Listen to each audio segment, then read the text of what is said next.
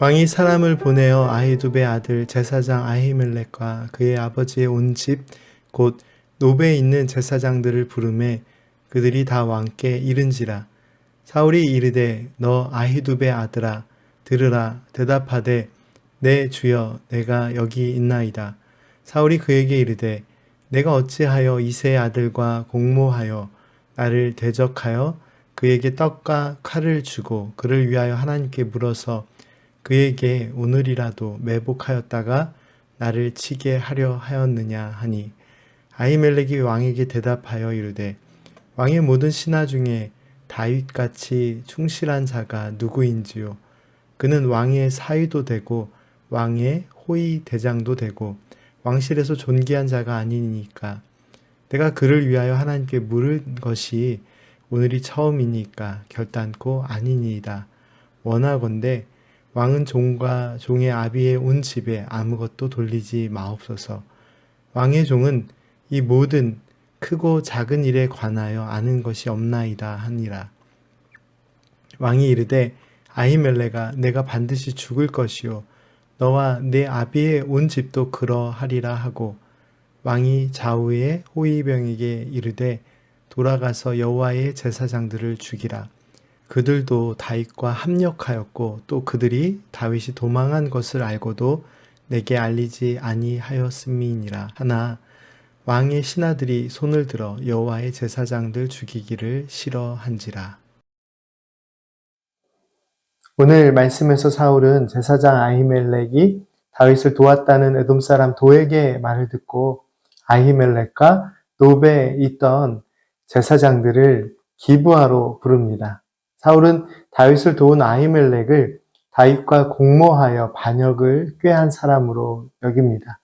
아히멜렉이 다윗을 도와주어서 다윗과 다윗의 부하들이 매복했다가 자신을 치도록 했다고 책망을 하는데요. 이미 날마다 은혜의 하루를 통해 나눈 이야기이기는 하지만 아히멜렉이 다윗에게 떡과 칼을 주었던 이유는 다윗이 사울이 맡긴 업무를 수행하고 있는 것으로 생각했기 때문이었습니다. 아히멜렉은 다윗에게 떡과 칼을 준 이유를 사울에게 설명하면서 자신은 죄가 없다고 설명을 합니다. 아히멜렉은 다윗이 사울 왕을 피해 도망하는 중인 줄 몰랐기 때문에 그를 도왔는데, 자신이 다윗을 도와줄 수밖에 없었던 몇 가지 이유를 사울에게 설명합니다. 아히멜렉이 설명하는 그 이유가 무엇인지 잠시 살펴보겠습니다. 그 무엇보다 가장 큰 이유는 아히멜렉은 다윗이 사울에게 충성을 다하는 신하였기 때문에 도와주었다라고 말합니다. 그리고 다윗이 왕의 사위였던 점도 강조합니다. 그리고 또 다윗이 왕을 보호하는 책임을 맡았던 호위 대장이기 때문에 다윗을 도와주는 것이 당연했음을 설명을 하죠. 아히멜렉의 설명처럼 다윗은 사울왕의 충성을 다하는 신하이기도 했고 왕의 사위였습니다. 또한 사울왕을 보호하는 책임을 맡은 자였기에 다윗이 사울왕의 비밀 임무를 맡고 노비라는 곳으로 온 것이라고 생각하는 아히멜렉의 설명은 매우 설득력이 있었습니다. 그 외에도 몇 가지 이유를 더 들어서 다윗을 도와준 이유를 설명했고 또 그 이유도 매우 타당하게 들렸습니다. 그런데 결과는 어떻게 되었을까요? 사울은 아히멜렉의 설명을 들었음에도 아히멜렉과 그 집안의 사람들 모두를 죽이라고 명령합니다. 마치 아히멜렉을 불러올 때부터 그를 죽이려고 결정한 것처럼 사울은 아히멜렉의 이야기를 듣고도 그저 아히멜렉, 이 제사장이 다윗을 도왔다는 생각에 갇혀서 아히멜렉과 함께 그 집안 모두를 죽이라고 아주 끔찍한 명령을 내립니다. 또한 아히멜렉과 다른 제사장들도 죽이라고 명령하는데요. 이유는 아히멜렉과 제사장들이 다윗과 협력하였고 다윗이 도망치는 사실을 알고도 알리지 않았다는 것이 그 이유였습니다. 사울의 명령을 받은 호위병들은 여호와의 제사장들을 죽이는 것에 큰 두려움을 느낍니다. 그러자 사울은 에돔 사람 도액을 시켜서 제사장들을 죽이라고 명령합니다.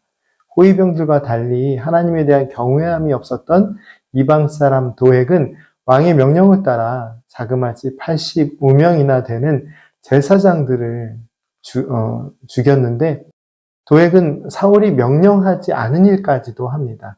노베에 살고 있는 사람들과 소와 나귀를 비롯한 동물들까지도 죽입니다. 그 끔찍하고 혼란스러운 중에 아히멜렉의 아들 아비아달은 겨우 도망쳐서 다윗에게 그 모든 소식을 전합니다.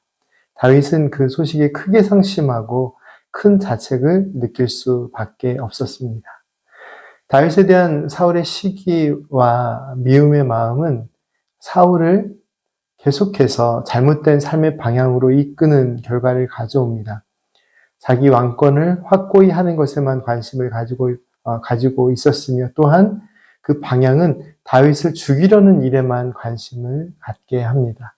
그리고 오늘 말씀이 기록하고 있는 바와 같이 사울의 다윗에 대한 마음은 제사장 아히멜렉과 그의 집안을 향해 끔찍한 살인을 저지르는 결과도 가져옵니다. 다시 한번 강조해드리면 이 미움에 사로잡힌 잘못된 마음이 점점 더 악한 결과를 가져옴을 확인할 수 있습니다. 그리고 우리가 이 말씀을 깊이 묵상하면서 한번 생각해 보아야 할 부분이 있습니다. 사울이 단순히 미움이 커져서 그 악행이 커져가는 것만은 아닙니다. 하나님을 향한 진실하고 겸손한 마음이 그에게 사라졌기 때문에 그 다른 사람의 마음을 살피고 이해하려는 마음 자체가 사울의 마음으로부터 사라져가고 있음을 볼 수 있습니다. 우리의 마음에 이 미움이라는 불청객이 찾아왔을 때 이 불청객을, 이 미움이라는 마음을 잘 다스려야 하겠지만 보다 근본적으로는 하나님의 그 신실하신 사랑 안에서 내 안에 주어진 은혜의 마음을 따라 살아가는 삶이 필요합니다. 그리고 다른 사람을 긍휼히 여길 수 있는 마음도 필요합니다. 다윗에 대한 미움을 넘어서 아히멜렉이 자신의 상황을 설명하고 간청하는데 그 모든 이야기를 무시하고 그냥 끔찍한 살인의 결과를 가져오는 사울의 마음처럼 긍휼함이 없는 마음은 신앙인이 가장 경계해야 할 마음이 아닐까요? 내 마음의 생각에 집중하기보다는 긍휼이 많으시고 은혜로우시며 노하기를 더디하시고 인자하심이 풍부하신 하나님의 마음을 따라 평강의 삶을 살아가는 은혜의 날이 되기를 소망합니다. 함께 기도드리겠습니다. 은혜의 하나님, 긍휼이 많으시고 은혜로우시며 노하기를 더디하시고 인자하심이 풍성하신 주님의 마음을 따라 살게 하옵소서. 다른 사람들의 생각과 형편을 이해하고 긍휼한 마음으로 품을 수 있는 그런 은혜의 마음이 저희들의 마음 가운데 가득하게 하여 주옵소서. 예수님의 이름으로 기도드립니다. 아멘.